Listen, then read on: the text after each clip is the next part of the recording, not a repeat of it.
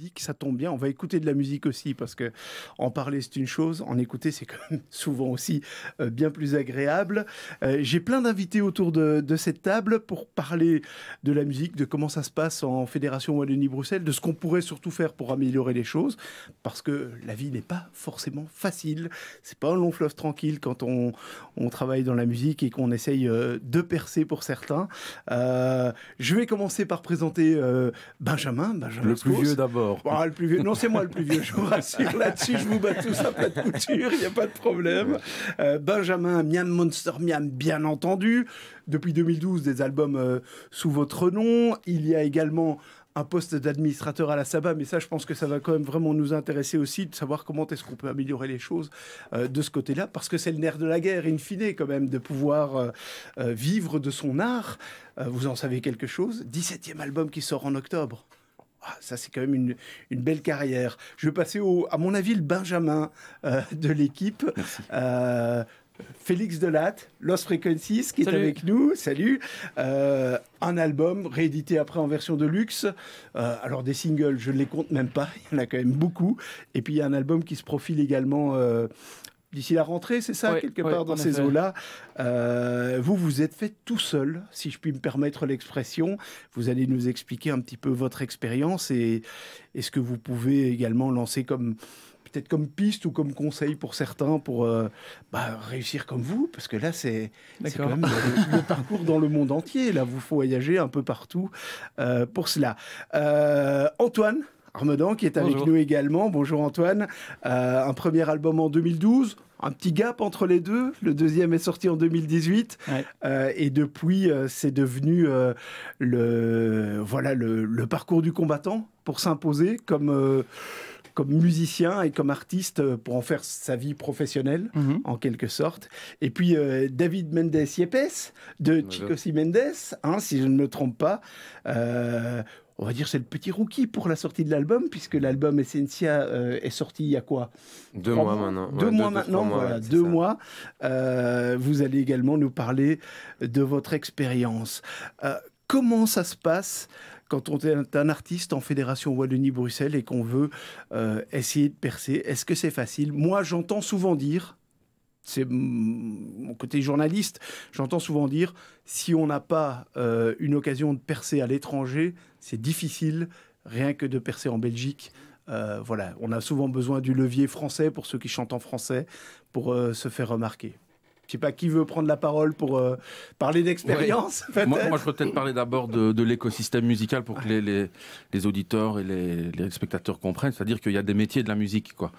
Le premier, c'est ce que je fais avec mon rôle d'administrateur délégué à la SABAM, c'est représenter les auteurs-compositeurs. Donc, c'est les gens qui créent la matière, le contenu, qui après sont interprétés par des tierces personnes, qui parfois sont les mêmes que les auteurs-compositeurs. Donc, il y a déjà 2 métiers, là. Il y a l'auteur-compositeur, donc celui qui crée le contenu, celui qui l'enregistre, le producteur, il y a l'interprète, et puis après, il y a encore toute une autre série de métiers, comme les musiciens, etc., qui gravitent. C'est important de le rappeler parce que les enjeux de ce système font que toute la chaîne est liée. C'est-à-dire que si quelqu'un n'écrit pas la musique ou ne la compose pas, il n'y a personne pour interpréter des œuvres. Si personne n'interprète, il n'y a pas de droit, il n'y a pas de diffusion, il n'y a pas de concert, etc., et s'il n'y a pas de producteur, il n'y a personne qui va financer ou en tout cas développer l'argent. Et dans le monde actuel, pour juste clarifier, souvent, les auteurs-compositeurs sont interprètes, mais sont aussi producteurs. C'est ce qui a changé fortement. Et parfois même éditeurs. Donc l'éditeur, c'est un métier qui en fait, gère les droits d'auteur pour les auteurs, quoi. Et donc souvent, maintenant, on a affaire à des artistes, comme moi, je suis le cas, qui est éditeur de son catalogue, qui est producteur de ses masters, et qui suis interprète aussi, auteur-compositeur. Voilà. Donc c'est plusieurs casquettes qui permettent à des auteurs, à des songwriters de vivre aussi, quoi. Ça a fort changé. Le monde a fondamentalement changé depuis le début des années 2000 à peu près. Là, il a commencé à y avoir un basculement vers je pense que monsieur à côté de moi est l'exemple même de quelqu'un qui a pu justement gérer ces différentes casquettes et avancer aussi, évidemment en étant entouré, parce que je pense que pour réussir quand même une carrière musicale sur du plus ou moins long terme, il faut un entourage quand même de gens et de l'expérience, quoi. Félix ? Ouais, moi je pense que comme vous dites, en effet, il y a plein de casquettes différentes et le home studio est devenu vraiment un truc que maintenant, avec 300 €, on peut vraiment faire un petit home studio assez respectable. Enfin, pas assez respectable, on peut vraiment produire des trucs de bonne qualité et puis peut-être dévancer certains studios où il y a tout ce qu'il faut et créer son petit truc à la maison et puis sortir, partager en ligne et se créer son profil de cette manière-là. Et je pense que c'est une façon complètement différente d'approcher la production musicale que ça pouvait l'être il y a 20 ans. Donc, ouais, ça a fort changé. Et je pense que même maintenant, encore maintenant, ça change encore très fort. Et il faut essayer de rester à jour. Ça, c'est le plus difficile, c'est de rester à jour, de sentir les choses qui bougent et de se mettre dans le bon train, en quelque sorte. Je pense que c'est aussi très important de rester soi-même, mais peut-être si nous, on n'est pas à jour, d'avoir quelqu'un dans son équipe qui peut peut-être nous informer de ce qui se passe et de comment ça bouge et de comment mieux partager, comment mieux promouvoir, etc. Ouais. Je suis sûr qu'Antoine Armenard doit se dire « Une équipe, c'est un rêve !» Oui, ça serait quelque chose de bien, effectivement, parce que pour l'instant, je suis aussi mon propre producteur, manager, éditeur et tout ça. Maintenant, je crois effectivement, comme tu l'as dit, tout le monde peut faire sa musique dans son coin et puis la mettre sur les réseaux sociaux. Et du coup, moi, je suis un peu dans cette logique de, on va dire, auto-entrepreneur dans la musique. Et puis voilà, si à un moment ça intéresse les pros, tant mieux. Mais sinon, pour l'instant, j'ai envie de développer à fond mon projet et puis on verra bien ce qui se passe par rapport à ce niveau-là. Quand vous dites auto-entrepreneur, ça veut dire tout gérer de A à Z, en ce compris les plannings de concerts, en ce compris la distribution des disques et compagnie. Est-ce que ça laisse encore du temps pour pouvoir créer artistiquement ? C'est une masse énorme de boulot, ça c'est clair. J'ai quand même une attachée de presse et j'ai quand même un distributeur pour le dernier album qui est sorti l'année passée. Mais c'est vrai que le reste, pour l'instant, c'est auto-entrepreneur, effectivement. Ceci dit, je trouve ça complètement passionnant et j'adore ça. Mais c'est clair qu'il faut pouvoir avoir le temps pour tout faire et aussi créer de la musique au milieu de tout ça. David ?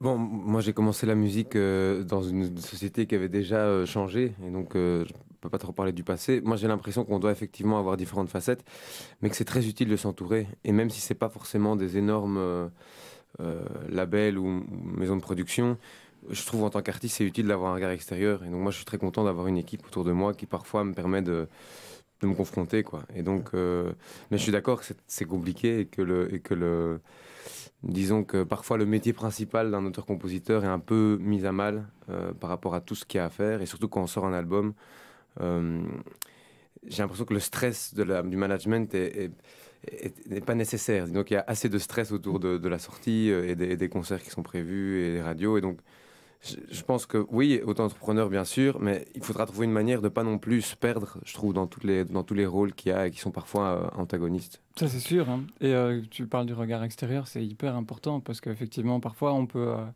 partir dans une direction qui n'est pas forcément tout à fait la bonne et il faut avoir ce regard extérieur et il faut aussi être bien conscient de quel est le marché actuel et comment il fonctionne au niveau de la musique, parce que sinon, quelque part, alors on sera toujours en marge si le but est de se mettre un peu à l'avant-plan. Donc ça, c'est sûr. Est-ce qu'il existe, je suppose que oui, des structures en Fédération Wallonie-Bruxelles qui accompagnent déjà les artistes, qui peuvent les conseiller, ne fût-ce que ça, ou déjà les accompagner dans une certaine partie de leur travail, Benjamin ? Oui, il y a plein de structures, et je voudrais même dire que la SABAM, moi j'appellerais ça la nouvelle SABAM, parce que j'en suis membre aussi, administrateur délégué, mais on a vraiment une optique de développer le contenu, parce que de tout ce que j'entends, c'est vrai qu'il y a à avoir des équipes et tout ça, c'est important, mais là, la matière première, je veux dire, pour qu'il y ait de la diffusion et qu'il y ait de l'intérêt du public, c'est le contenu.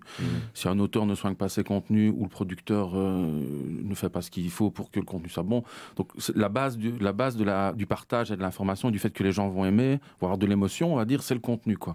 Et donc moi je prône aussi pour que ce soit la SABAM, avec SABAM for Culture, on aide le développement de ce contenu, qu'on arrive à mettre aussi des diffuseurs en parallèle avec des auteurs et des compositeurs pour que le contenu s'améliore et soit mieux diffusé. Mais je pense qu'il faut quand même rappeler ça. ça, parce que sinon les gens vont se dire ouais, avec 2 attachés de presse, du marketing, du ciblage publicitaire, ça va marcher. Non, enfin je veux dire, il y a une part de chance. Oui, mais il faut quand même le contenu. Il faut le contenu qui soit... Félix. Toi, tu penses que le marketing fait que ça marche? Moi, je pense que le marketing, maintenant, tu peux être très gros avec du bon marketing et Bien sûr. la mauvaise musique. C'est vrai? Ouais. Oui, moi, je... Non, mais ça veut pas, je veux dire... Qu'est-ce que la mauvaise musique, hein, je veux dire... Non, mais pas la mauvaise musique, mais c'est pas la musique qui va... ça va pas être la musique éternelle, mais c'est juste du buzz, quoi. Oui, mais c'est toucher aussi les gens. Avec le marketing, tu cibles des gens que tu touches en fonction des campagnes, etc. Quand je parle de contenu, c'est du contenu qui s'adresse aux personnes à qui ça doit s'adresser. Ouais, parce que ce bon, mauvais, c'est clairement évident que du bon contenu, c'est 1000 fois mieux du mauvais contenu avec de la bonne promo. Mais je dois te dire qu'il y a quand même plein de chansons qui ont de la promo de folie et qui sont pas spécialement... mieux que des chansons des gars qui sortent indépendamment et qui oui, ça, bien sûr, etc. sont juste supérieurs, mais c'est juste une bonne équipe et la bonne promo, surtout en ce moment avec l'internet, ça fait beaucoup, quoi. Ça fait vraiment beaucoup. Et je pense pas qu'il faut pas croire que c'est parce qu'on a de la bonne musique que ça va marcher. Ah non, ça c'est clair que... Donc ce qui est presque un peu désespérant. Non, moi je trouve pas. Enfin, je veux dire, il faut savoir aussi qu'il y a énormément de musique sur le marché. Il y a beaucoup de choses qui circulent sur le web. Bon, le marketing, le ciblage, les campagnes font la différence aussi en termes de visibilité, quoi. Ouais. Il y a plus de musique aujourd'hui sur le marché qu'il y a 20 ans. Oui, ça c'est indéniable. Ça. C'est un océan, un raz-de-marée de musique. C'est vrai, c'est un raz-de-marée. Vous le savez bien. Moi-même, qui ai une web radio qui s'appelle Rectangle, chaque semaine on reçoit entre 70 et 80 singles des majors et encore ciblés, et encore tout le reste qui a un flux. Donc, comment écouter tout ça, comment trier et les gens, c'est pareil, ils reçoivent en permanence de l'information. Trop de musique, tue la musique? Je sais pas si ça tue la musique, mais en tout cas, ça opère une sélection. Moi, je pense que trop de musique, c'est... maintenant, on vit dans un monde où tout va très vite et il suffit il y a Spotify, ils font comme ça des petits résumés et il y a des trucs, si dans les 10 premières secondes de la chanson, il n'y a pas quelque chose de captivant, c'est next, quoi.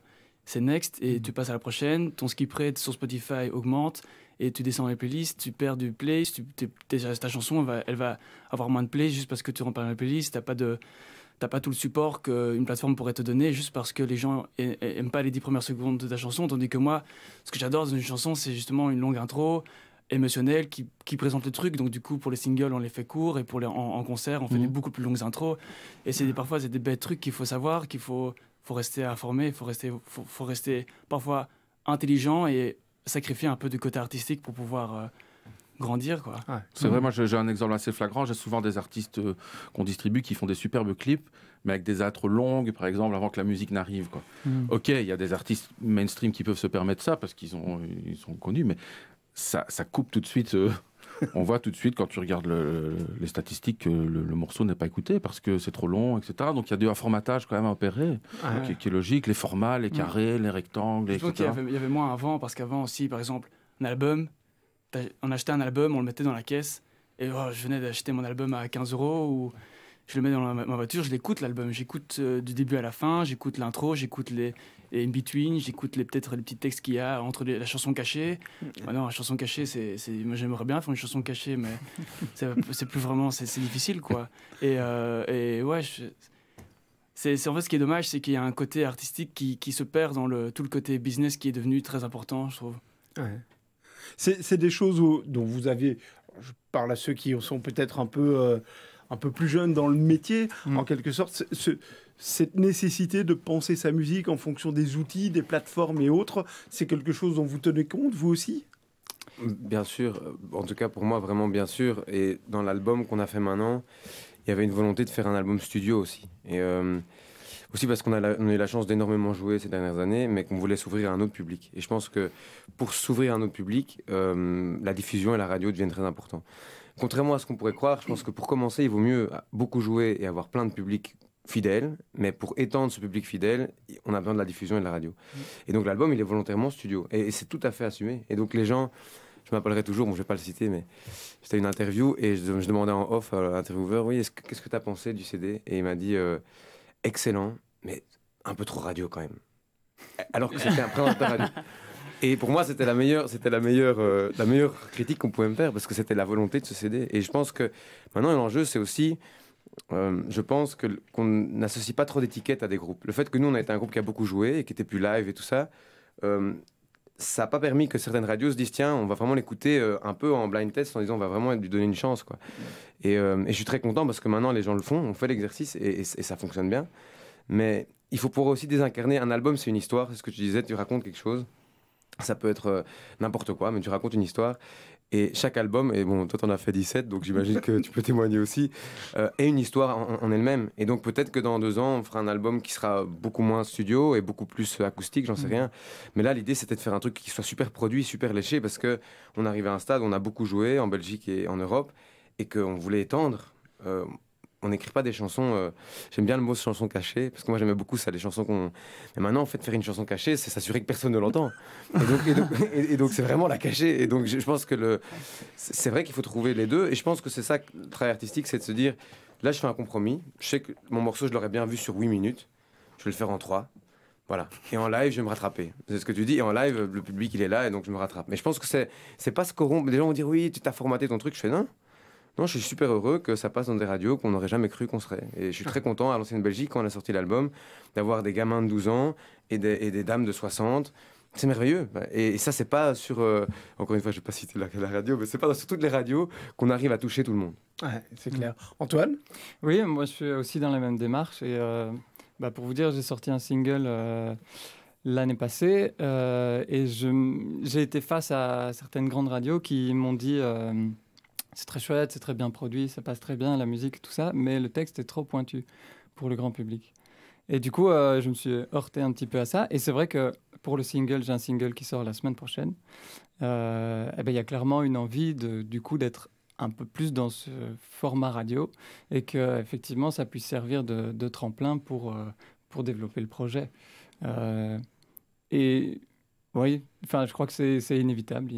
Mais comme tu dis, je crois que c'est trouver le compromis entre le format radio, l'âme du projet, ce qu'on va faire en live, tout ça. Ouais. Voilà. Bon, ça tombe bien. Je vous propose d'écouter votre musique, parce qu'en parler, c'est bien. Hein, à nouveau, ne pas en écouter, ça serait quand même un grand malheur. Le titre ? C'est Si je te disais, et c'est justement... le single en question de l'année passée. Voilà. De l'année passée. Si je te disais qu'au fond du fond de mon être, j'ai toujours su, dès le début, qu'ensemble on ferait des pas sans parer nos lettres d'accent aigu. Me croirais-tu qu'il y aurait à mon teint l'empreinte de ton parfum, qu'il y aurait à mon doigt le doux saut de nos émois? Si je te disais qu'au creux du creux de mon âme, j'ai pressenti, quand t'as souri, que tu deviendrais elle, celle qui déclame les embellis. Si je vacille, j'avais déjà cette image, changeant de sa cargaison en contraire de l'horizon. Était-ce un coup monté pas le manigancieux hasard? Était-ce écrit quelque part la suite de ce rencard? Si je te disais qu'autant de temps qu'une lune devint assez pour installer dans ma tête les envies de vie belle brune à tes côtés, pour s'entêter, je me revois sous la pluie, la capuche en rêverie, à me dire que c'est toi l'hôte faite pour mon endroit. Était-ce un coup monté par le manigancieux hasard? Était-ce écrit quelque part la suite de ce rencard? Si je te disais qu'usant 10 ans et le reste ça change rien à ce refrain, tournons sans arrêt depuis l'appui manifeste de lèvres au coin des miennes à point, quelques notes au ton léger, quelques mots au goût sucré, qui murmurent et acheminent de l'azur dans ma poitrine.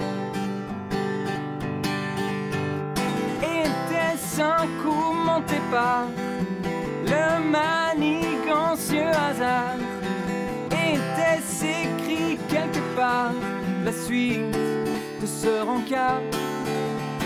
Était-ce un coup monté par le manigancieux hasard? Était-ce écrit quelque part la suite de ce rencard?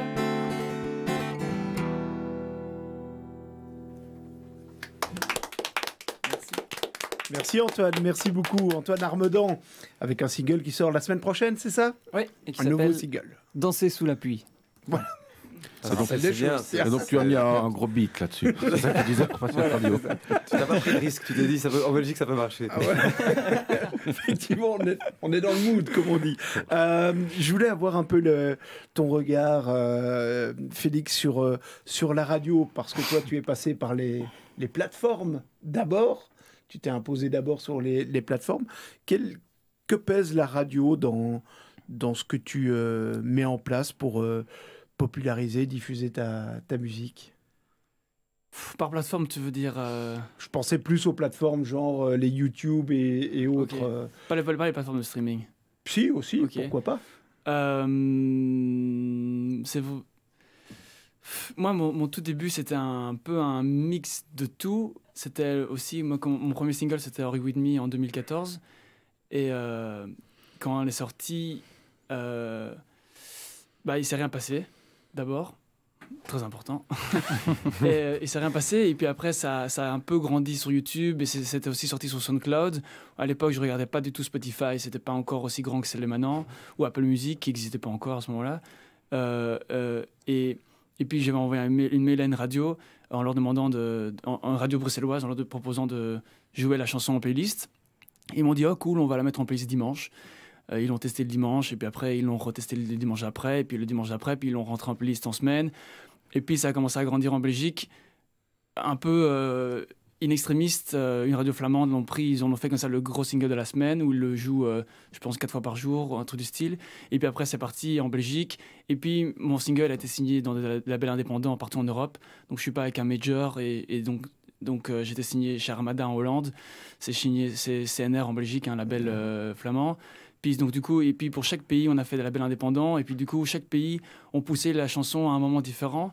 Et donc chaque mois, la chanson grandissait dans un pays différent, à un moment différent. Donc pour moi, c'était assez agréable parce que du coup, j'ai pu découvrir le business partout en Europe, mais un par un et pas au même moment. Donc j'ai pu rencontrer les gars du label allemand avec qui on travaille toujours maintenant, les gars du label français avec qui on travaille toujours maintenant, les Italiens, les Espagnols et tout.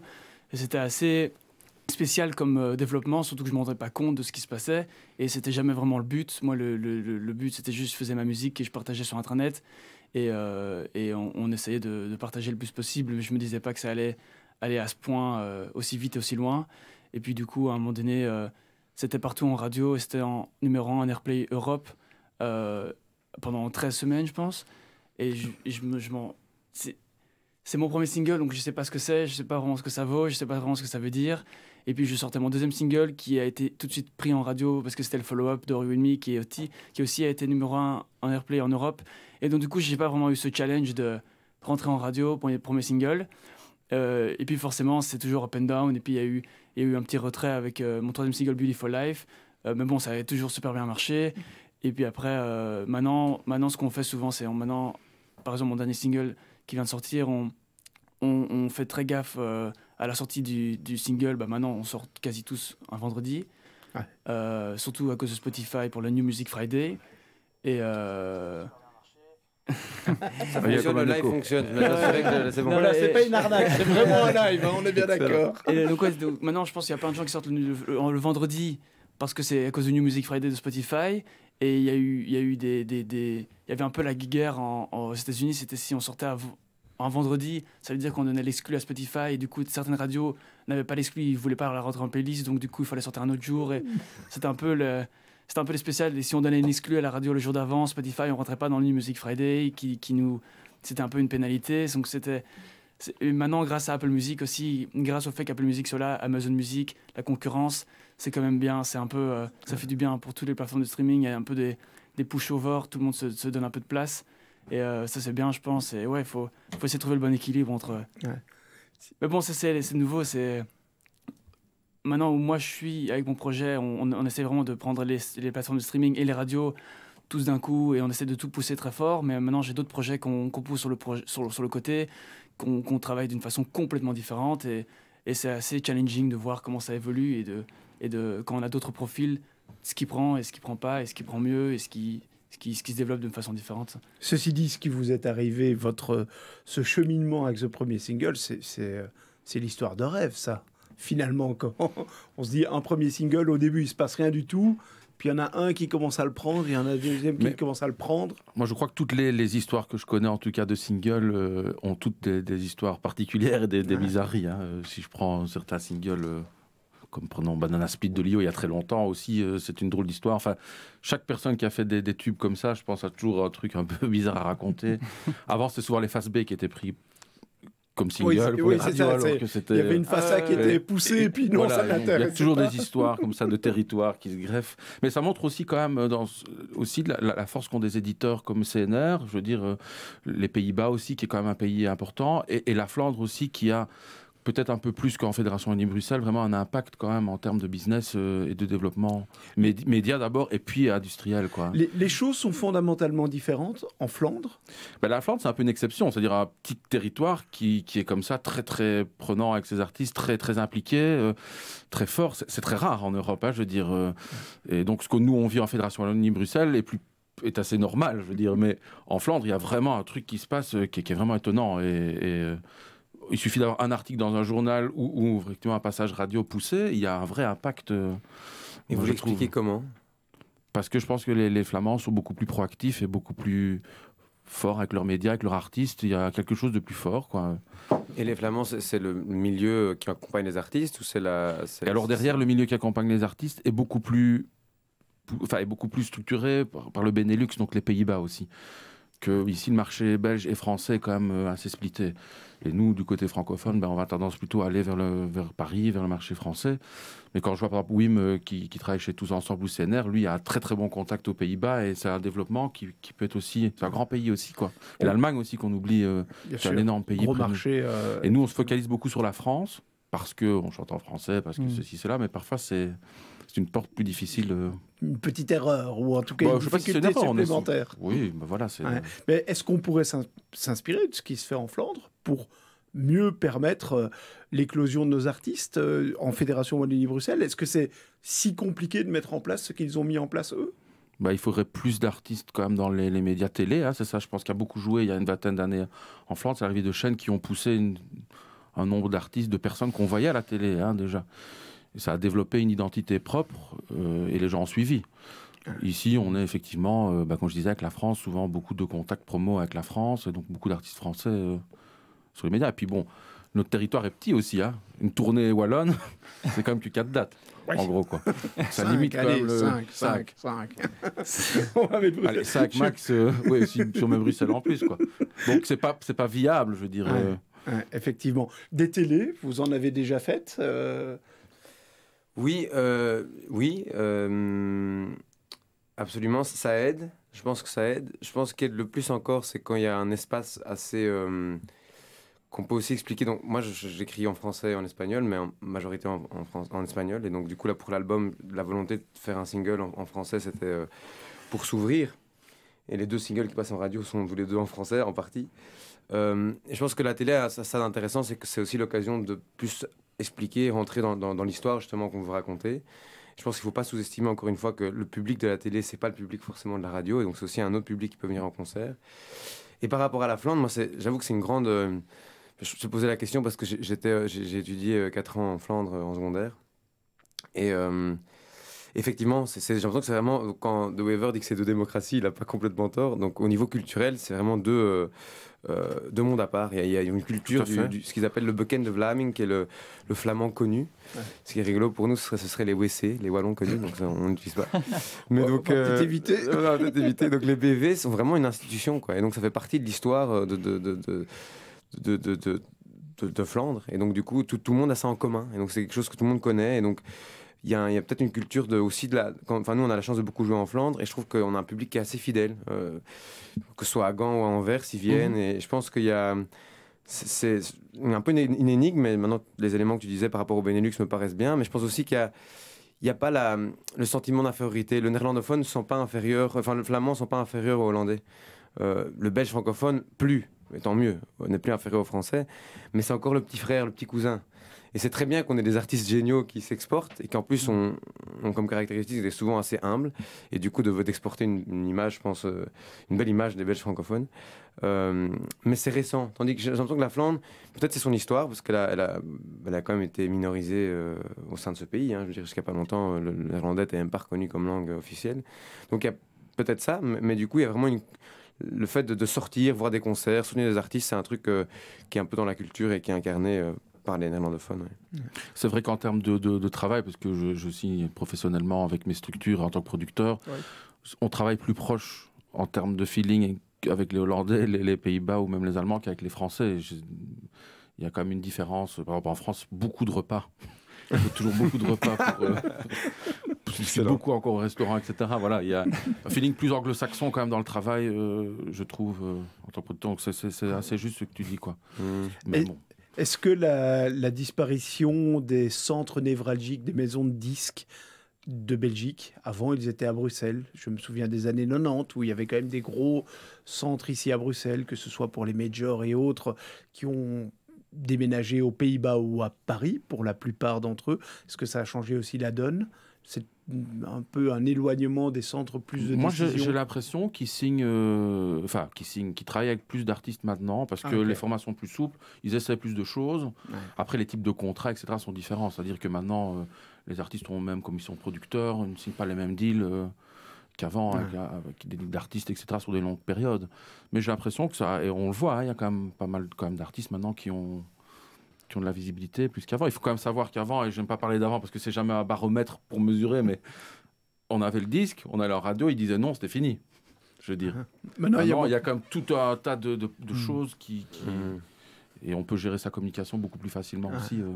J'imagine, naïvement peut-être, mais j'imagine que l'éclosion de quelqu'un comme Stromae et puis aujourd'hui Angèle, ça aide aussi. D'avoir des artistes qui font... J'imagine, c'est pas vraiment ma génération, mais, non, mais oui. Peut-être que sont plus... Est-ce que c'est des locomotives qui permettent d'obtenir, pour ceux qui sont derrière, un peu plus de visibilité ou pas du tout? C'est une trajectoire personnelle et ça n'a aucun impact pour le reste. Bah, en tout cas, moi, je pense que Stromae a déjà rouvert la brèche du français. J'ai l'impression qu'avant ça, c'était plus l'anglais qui primait... et que lui, avec l'énorme vague qui a déferlé avec lui, ça a amorcé, j'ai l'impression, un retour vers... Enfin, dites-moi si vous sentez ça aussi, mais un retour vers le français. Oui. C'est vrai. Y compris le rap qui a permis de remettre... C'est ça, et puis plus récemment, le hip-hop et les musiques urbaines qui sont en français. J'ai l'impression qu'il y a, je pense, beaucoup plus de français. Oui, les choses se mélangent. Il y a moins de complexe d'écrire en français. C'est vrai qu'il y a toute une période où il fallait chanter des trucs en anglais. Sonner comme un américain ou en anglais, c'était un peu ringardos, quoi. Donc ici, les gens sont plus décomplexés, je trouve. Et c'est aussi le studio, comme tu disais tout à l'heure. Avant, tu avais un petit ordi dans le studio. Maintenant, tout le studio est dans l'ordinateur et ça décomplexifie aussi les choses. Tu peux faire tout ce que tu veux, en fait. Tu peux mélanger des sons. Tu peux chercher, en fait. Et donc, il n'y a plus de limite à mélanger les choses. L'atelier à la maison avec tout l'outillage nécessaire. Enfin, on en parlait quand on s'était vu en interview. Tu fais tout chez toi, de A à Z, quasiment. Ça, c'est une révolution.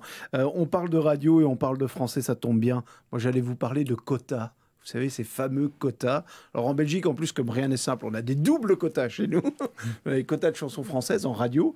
Et puis, on a des quotas de chansons estampillé Fédération Wallonie-Bruxelles. Alors, on ne va pas rentrer dans le détail de ce que ça représente Fédération Wallonie-Bruxelles, mais ça va des gens qui sont installés en Fédération Bruxelles jusqu'à tous ceux qui peuvent graviter autour. Parfois des choses un peu curieuses. Il y a certains qui maudissent les quotas, qui disent on ne comprend pas pourquoi il faut imposer des choses, ça n'a pas de sens.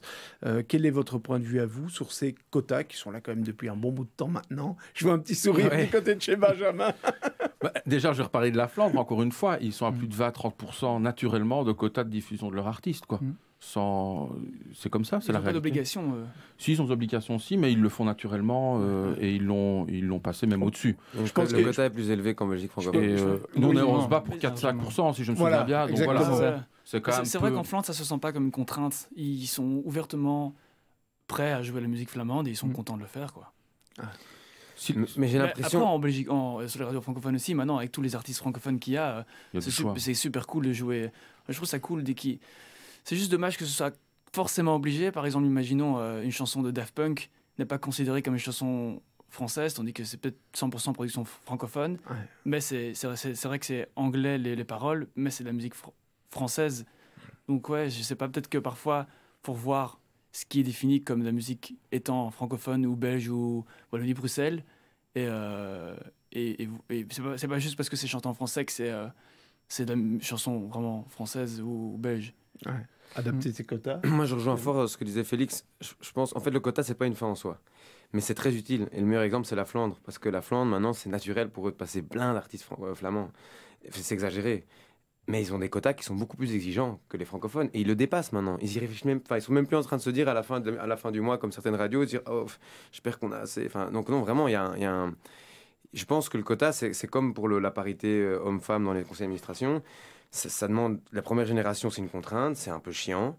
Et après, ça devient naturel. Et donc, on n'a plus besoin de quotas. Et donc, je pense qu'il faut limite faire un quota un peu plus...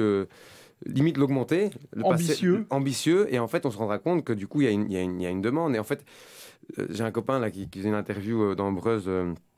Samy Wallens, qui est un batteur de remplacement, qui est un excellent batteur de Romo Elvis. Enfin, je fais un peu de promo pour lui. Et il disait oui, la musique, c'est comme la bouffe. Si on donne de la molle bouffe aux gens, ils vont mal manger. Et je pense que, surtout les radios qui ont une ambition, entre guillemets, populaire, c'est-à-dire toucher largement, on ne peut pas se contenter de faire du copier-coller, quoi. C'est la facilité. Et il ne faut pas croire, du coup, c'est marrant, on donne à manger, on biberonne les gens à un truc, puis on se dit, ils écoutent que ça. Ben, bien sûr, tu les as biberonnerais à ça. Donc, et je pense que les néerlandophones, c'est le bon exemple. Et encore une fois, ce qui est rigolo, c'est que donc, les singles qui passent en radio, c'est ceux qui ont du français dedans. Et en Flandre, en fait, ils écoutent assez volontiers la musique en français. Hein. Donc, vraiment, fort, quoi. Et donc, il y a une ouverture. Le français est devenu, je suis d'accord avec toi, c'est notamment Stromae, mais bon, il y en a sûrement d'autres. Mais Stromae, en plus, il a eu l'intelligence de mêler chant et rap et prod et instru. Il est brillant. Et je pense que ça a créé un truc un peu cool. Le français, même dans les pays anglo-saxons ou néerlandophones, c'est un peu cool maintenant le français, ce qui n'était pas le cas il y a quelques années. Et je dirais même dans l'autre sens, des francophones commencent à écouter du rap flamand comme Stickstuff, des choses comme ça, ce qui n'était pas du tout le cas avant aussi. Ou Bazar qui fait même un carton en France alors qu'il chante en flamand, ce qui paraissait totalement improbable il n'y a pas si longtemps. Non, mais c'est bien, je trouve que ça commence à se dire que voilà, il y a une ouverture comme des deux. Les lignes bougent. Bah espérons, oui. Ouais, c'est bon. Bah tiens, ça, on va parler, on va écouter plutôt de la musique. Chico Mendes. Bon, là, je vais vous faire une chanson qu'en espagnol. Parce que je me suis dit, voilà, il n'y a pas de quota. Voilà, bon. C'est réglé. Le problème des quotas est réglé, là. Donc, c'est une chanson de l'album Essencias qu'on a donc sorti il y a quelques semaines à l'ancienne Belgique. Et puisque, voilà, on est qu'entre mecs, je vais vous faire une petite chanson d'amour. Voilà. Non, je rigole. Porque. Alors, oui, important.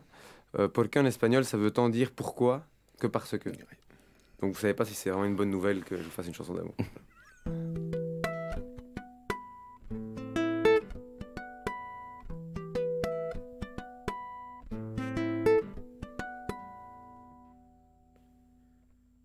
Te voy a dar un minuto de amor, un segundo de silencio y una vida de alegría. Si tú me quieres, bésame, nena, no se espere el infinito, cosmonauta sin fronteras. Te voy a dar todo lo que soy, todo lo que quisiera ser, todo lo que nos hará crecer. Te voy a dar, yo te daré todo, te daré mi amor, te daré el silencio, porque yo me enamoré una vez más de una loca, porque yo me enamoré de nuevo como un loco. Te voy a dar una isla de paz, un rincón de misterios para cuidar a tus demonios. Si tú me quieres, bésame, nena. Soñaremos otro mundo, uniremos nuestras almas, porque yo me enamoré una vez más de una loca, porque yo me enamoré de nuevo como un loco. Quizás durará muy poco, durará un poquito, durará menos de un día. Quizás durará muy poco, durará un poquito, durará toda la vida. Te voy a dar toda mi confianza, el valor en las tinieblas y la fuerza del corazón. Si tú me quieres, bésame, nena. Soñaremos otro mundo, uniremos nuestras almas, porque yo me enamoré una vez más de una loca, porque yo me enamoré de nuevo como un loco, porque te voy a dar todo lo que soy, todo lo que quisiera ser, todo lo que nos hará crecer. Te voy a dar, yo te daré todo, te daré mi amor, te daré el silencio, porque... Merci David. Merci. Est-ce qu'il y a, il nous reste quoi, une vingtaine de minutes ici, ça passe vite le temps, on écoutera encore le nouveau single de Lost Frequencies aussi, évidemment, d'ici là. Est-ce qu'il y a des choses qui pourraient être mises en place, dont vous rêvez, qui pourraient vous aider réellement, où vous dites, tiens, s'il y avait ça, moi, c'est vraiment le truc que je pense que ça serait vraiment un levier fantastique pour essayer de pouvoir avoir cette visibilité qui manque, ou une passerelle plus importante? Moi, je pense que les quotas, ça serait pas mal de les revoir. Enfin, on les booste. Ça oui, paraît je pense clair. que, en tout cas, moi, dans mon cas, ça serait certainement bénéfique, je pense. Ouais. À condition qu'on ne mette pas les quotas au milieu de la nuit, et que ça soit pas...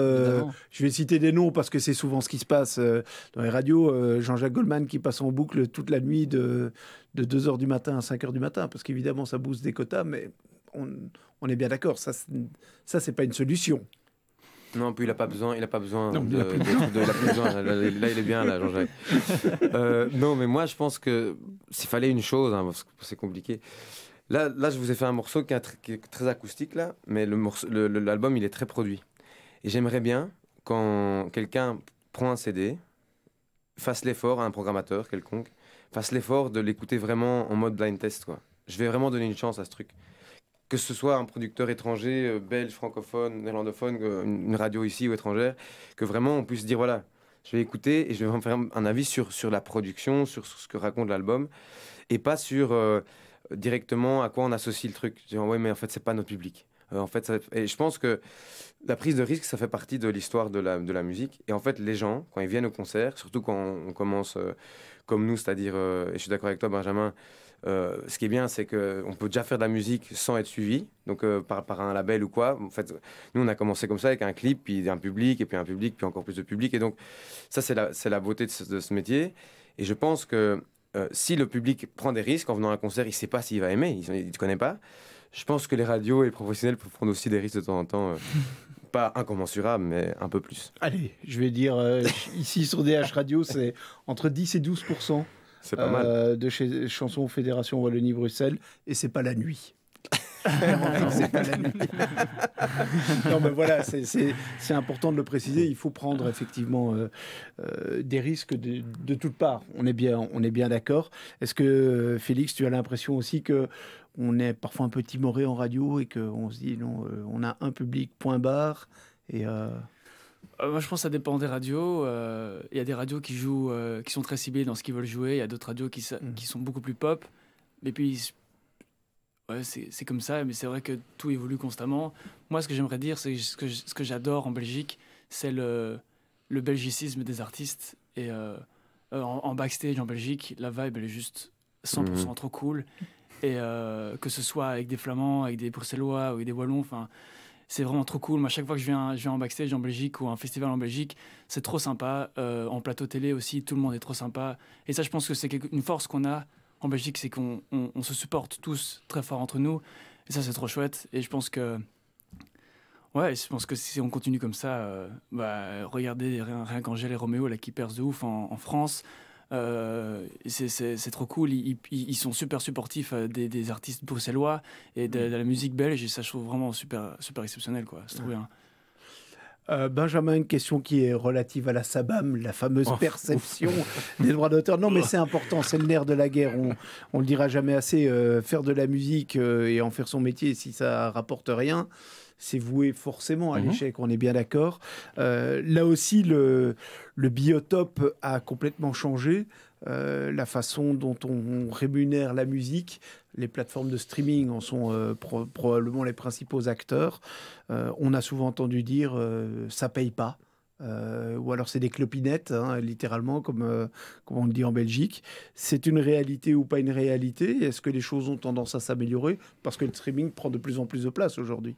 Les choses s'améliorent, ça c'est clair. On vient de loin, mais ça s'améliore. Là, on vient avec la SAM de signer un accord pan-européen avec Spotify.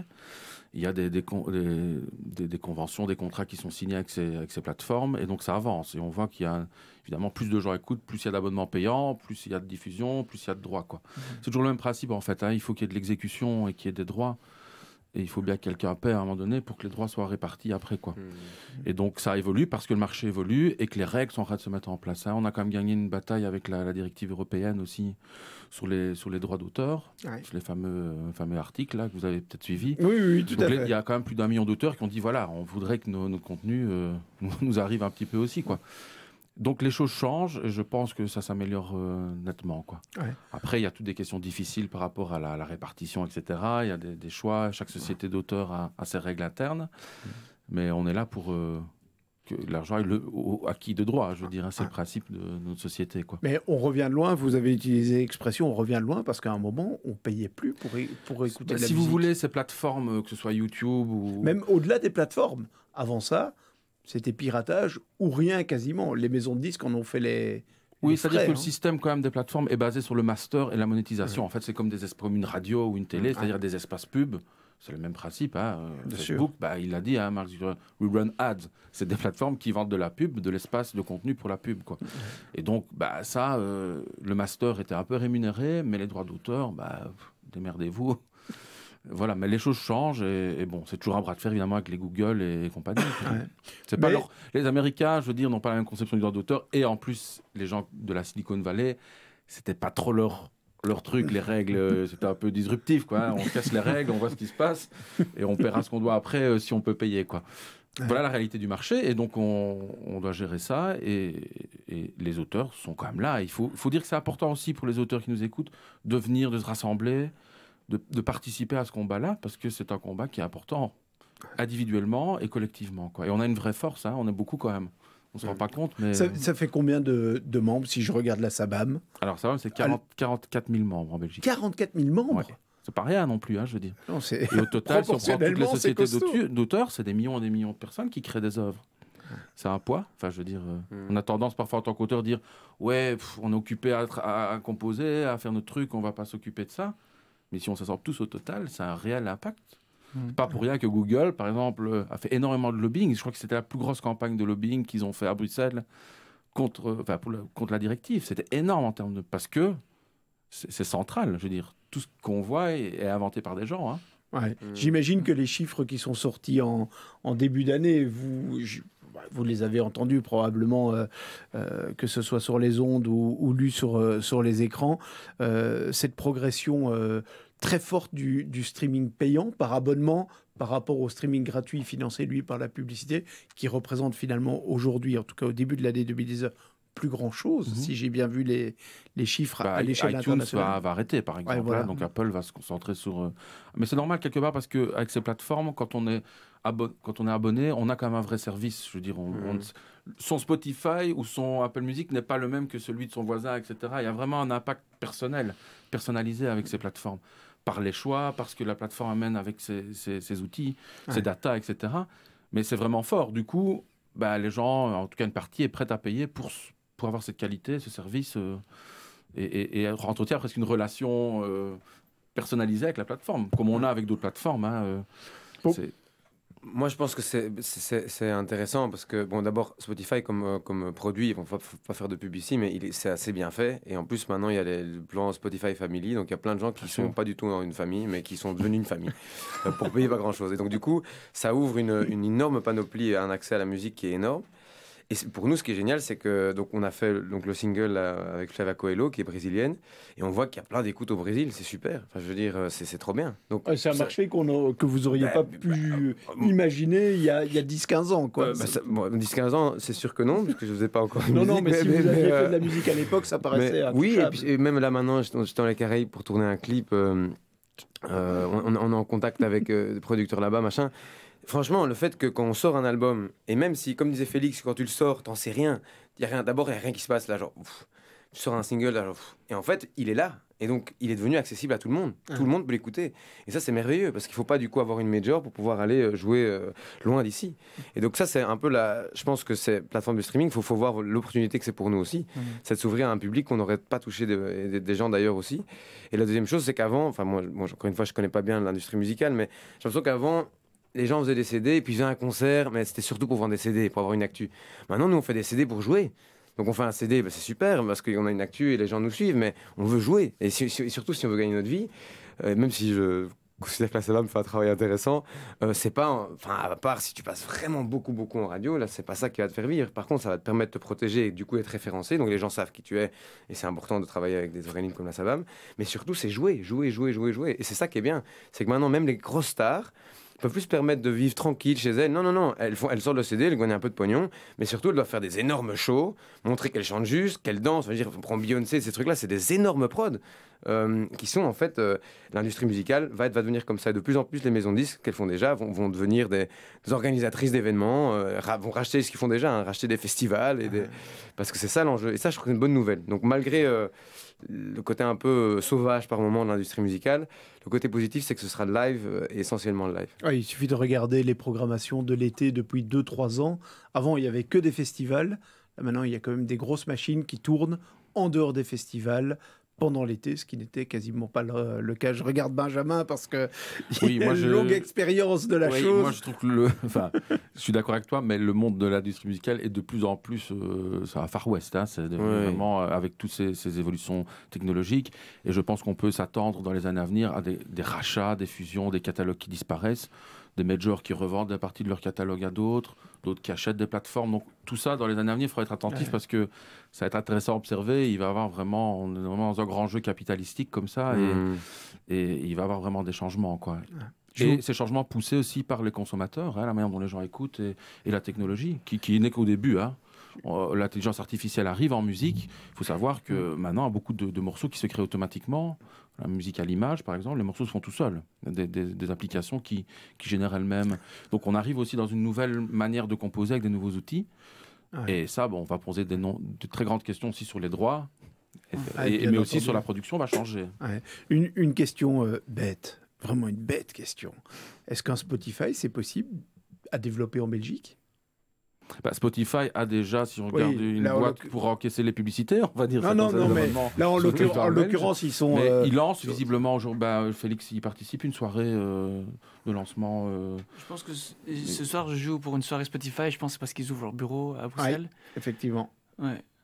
Donc oui, mais est-ce qu'il est possible qu'un jour, on développe dans un petit pays comme la Belgique, encore plus petit si on reprend la partie francophone, un projet ou un concept comme celui de Spotify, peut-être différent et autres, mais est-ce qu'on est obligatoirement lié à un grand pays comme les États-Unis, comme l'Angleterre, des grands pays de musique, pour lancer des plateformes, ou est-ce qu'on peut imaginer ça chez nous aussi ? Est-ce que ça pourrait fonctionner ? Tu peux toujours l'imaginer, mais je te souhaite bonne chance. C'est gentil. Il faut beaucoup de fonds. Ouais, c'est ça. Tu dois concurrencer des plateformes qui ont... Par exemple, Apple Music, ils font des deals exclusifs avec des artistes comme Drake, où leur album sort une semaine avant sur la plateforme pour que des gens s'abonnent sur Apple Music. En Belgique, Même si tu prends l'album d'Angèle en une semaine en priorité, tu vas avoir peut-être beaucoup de Belges qui vont s'abonner, mais ça va pas faire une énorme différence par rapport à ce que les gens ont sur Spotify. Donc, je pense que c'est très difficile et tant mieux que justement que des grandes plateformes comme aux États-Unis, comme Amazon Music ou Apple Music grandissent et font ce genre de deal pour essayer un peu de faire une différence. Il faut jouer avec ses armes et ses atouts à soi. Oui, puis par contre, je pense que la Belgique, comme ça a déjà été le cas, des sociétés, des startups peuvent vendre des applications et des outils à des opérateurs comme Google, Spotify, Apple, parce qu'ils ont trouvé quelque chose qui les intéresse de leur manière de mesurer, d'utiliser. Ça arrive, hein, il y a quand même quelques success stories en Belgique. Ça, il y a toujours, et il faut être attentif au développement technologie et surtout à ce que les gens veulent. Je crois que c'est surtout voir comment les gens écoutent et trouver ce qui peut leur améliorer le service, quoi. Ouais. Mais j'ai du mal à croire qu'un opérateur qu'on va avoir, pourquoi pas, mais une sorte de plateforme belge, ce serait bien, hein, ceci dit. Belgosfy, voilà. Ça se passe bien. Le nom est déjà trouvé et déposé. On reconnaît le businessman qui a tout de suite percuté sur le truc. Bon, ben, on arrive tout doucement à la fin de ce rendez-vous. Je suis sûr qu'on ne l'a pas épuisé. Il y a encore plein de choses dont on n'a pas parlé. Enfin... Oui, moi, je voudrais quand même dire que la plupart avec Freaksville, donc ma société de distribution, on a plutôt des artistes et des productions qui sont, en guillemets, en marge, qui veulent être en marge, donc qui s'adressent en marketing, on dirait, à des publics de niche. Parce que c'est un fait. Donc là, les questions sont un peu tout autres que d'être diffusées en radio, etc. C'est de jouer, grandir l'audience, et surtout comment s'adresser aux bonnes personnes qui aiment ce type de musique, quoi. Et ça, alors, c'est une autre problématique, c'est-à-dire en Fédération Wallonie-Bruxelles, où est le public, où se cache-t-il, qui est-il, quels sont les lieux de diffusion. Et donc, la plupart des artistes jouent de manière européenne et tournent beaucoup. Mais ça, voilà, c'est peut-être quelque chose qu'on pourrait travailler en Fédération Wallonie-Bruxelles. C'est pour toutes les musiques en développement en marge, pour des publics un peu ciblés, d'un peu analyser ça, de regarder où ça se passe, quoi. Parce que pour le moment... on n'a pas trop de métriques, comme on dit, non, sur la chose. Non, on n'a pas quelle émission radio diffuse ça, quelles sont les choses. Il y a beaucoup de travail là à développer. Moi, j'abonde vraiment dans ce que tu dis, Benjamin, parce que je pense que... en fait, d'abord deux choses. Un, il faut que les gens sortent chez eux et consomment de la musique. Donc, le mot est un peu grossier, mais que les gens aillent voir des spectacles. Ça va faire du bien aux artistes, mais aussi à leur âme, de voir autre chose que la télé. Donc vraiment, c'est très bien ça, c'est une chose. Et donc du coup, qu'on crée vraiment un marché, un marché de la musique. Et deuxième chose, je pense aussi qu'il faut c'est effectivement ça, réfléchir à comment est-ce qu'on structure le live, parce que nous on a la chance de beaucoup jouer, mais c'est toujours parce que nos bookers travaillent bien, mais aussi parce que là ils nous ont vus là, on était à Barcelone parce qu'ils nous ont vus à Cologne, machin. Et en fait c'est sympa, mais s'il y avait moyen d'un petit peu plus cadrer le truc, des réseaux, des réseaux, mais les réseaux on se les fait nous-mêmes. Mais je pense que les artistes savent faire de la musique, ils savent faire de la musique, ils savent s'entourer de bons producteurs, ils savent faire. Il faut pas. Moi, je trouve ça très bien qu'il y ait plein de structures qui accompagnent les artistes en studio et tout ça. Ok, mais en fait, l'artiste, comme tu dis, Félix, il sait le faire. Enfin, je veux dire, sinon tu fais pas de la musique. Tu t'entoures des gens avec qui tu veux travailler. Mais par contre, je pense que pour la diffusion, tant du live que de la radio, là, on peut encore mieux faire en Belgique francophone. Antoine ? Oui, je vais dans ce sens-là aussi. Effectivement, le produit de départ, on est capable de le faire. et puis, oui, s'il y a de plus en plus d'aide pour la suite, ben, c'est tant mieux et c'est tout bénef pour tout le milieu de la musique. Ouais. Ok. Moi, j'aimerais aussi dire que souvent, on parle dans ce genre d'interview comme maintenant, on parle souvent de la musique comme un produit. Ouais. Mais c'est vrai que ça reste un truc indéfini et... il peut toujours se passer des trucs unexpected dernière minute. Heureusement. Bien sûr. C'est ça justement le spécial et qu'il ne faut jamais vraiment perdre espoir. Et... Non, c'est clairement aussi pour ça que pendant l'émission, il y a eu de la musique. C'est parce que il faut l'écouter, il faut comprendre ce que c'est. C'est pas un carton de lait dans un étalage, dans un supermarché, quoi. Eh bien, on va clôturer avec vous d'ailleurs. Trust Never Lies, c'est le nouveau single. Ah ouais, avec Allo Black. Avec Allo Black. On écoute ça tout de suite. Avec et avec plaisir. Un magnifique clip en plus. Ah bah, je le souligne pour l'avoir regardé.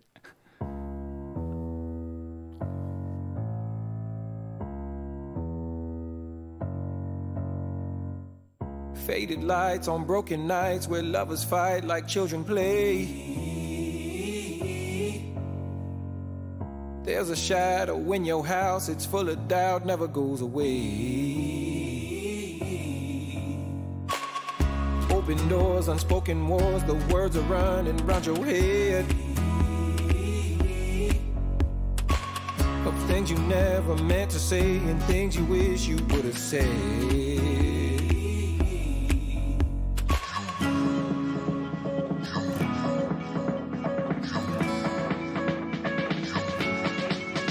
You can make a deal with the devil or a deal with the Lord. Just two notes ringing on the same passing chord. Say what you want, say what you need, but the truth, I know the truth will never lie to me. Say that I'm wrong, or just let me be, 'cause the truth, I know the truth will never lie, never lie to me, never lie to me. Open doors, unspoken wars, the words are running round your head. Of things you never meant to say and things you wish you would have said. You can make a deal with the devil or a deal with the Lord.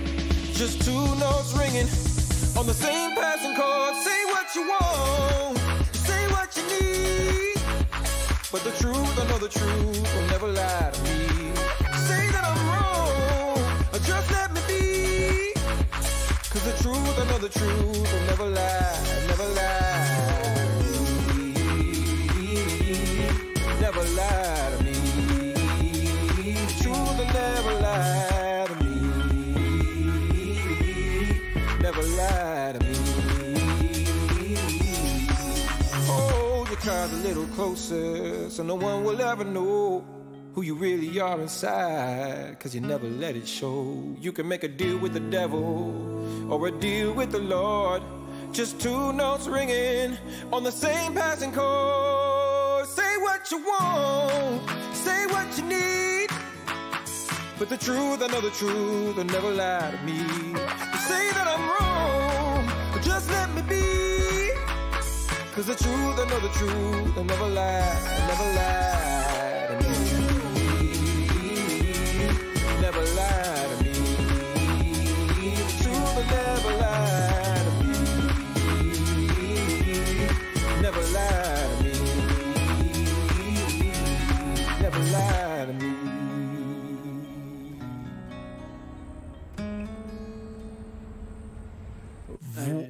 Voilà pour le clip tourné à L.A. nous glisse dans l'oreille Félix. pour ce single Trust Never Lies de Lost Frequencies. Je faisais un petit panorama pendant la diffusion du clip pour savoir qui faisait quoi cet été. Antoine Armedan, c'est rendez-vous au Franco de Spa?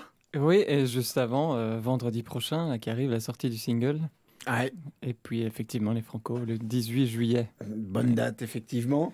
Et nous on se voit déjà demain, non, samedi au Fête de la musique ici à Bruxelles, puis à Braine-le-Comte, et puis cet été on sera en Flandre, en Wallonie, on sera aux Solidarités, à la CEMO, aux Fêtes de Gand, à Leuven, à Nandrin et encore d'autres. Un peu partout. Et en France, si jamais on a raté, en France, n'hésitez pas. Et moi, je serai même au Pérou pendant quelques jours. Donc, quoi qu'il arrive, écoutez Essencias, l'album. C'est le moment, il faut y aller. Les Caraïbes, le Pérou, c'est bien, c'est bien. Tu vas faire des shows au Pérou? Non, c'est pour un projet lié à la musique, mais pas de concert. Bientôt.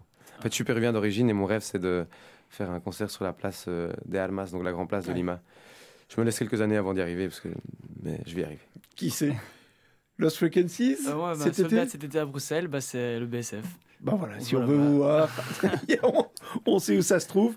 Benjamin, des dates? Moi, je suis un peu fainéant, donc je vais rester chez moi. Par contre, non, ça c'est pas vous pouvez possible. me découvrir 2 rééditions en vinyle. Celle-là, album de 2012 qui avait eu son petit succès, et celui-ci, un album instrumental qui est ressorti aussi. Quand je pense qu'on a parlé streaming oui, mais le vinyle, il y a le rebond du vinyle. Je ne le fais pas pour le garder chez moi. Donc, non, c'est clair. Donc c'est vacances alors cet été? Non, pas vraiment, mais bon voilà, travail de bureau, de studio, d'éditeur, etc. Ouais, je pense que ça va pas manquer d'après ce que j'ai compris. Ok, parfait. Je voudrais juste ajouter qu'en fait, je joue ce soir à Tournai pour la Fête de la musique, si jamais. Tant qu'à faire, effectivement. Ok, c'est parfait. Un grand merci à vous tous. Merci. Et puis bon vent.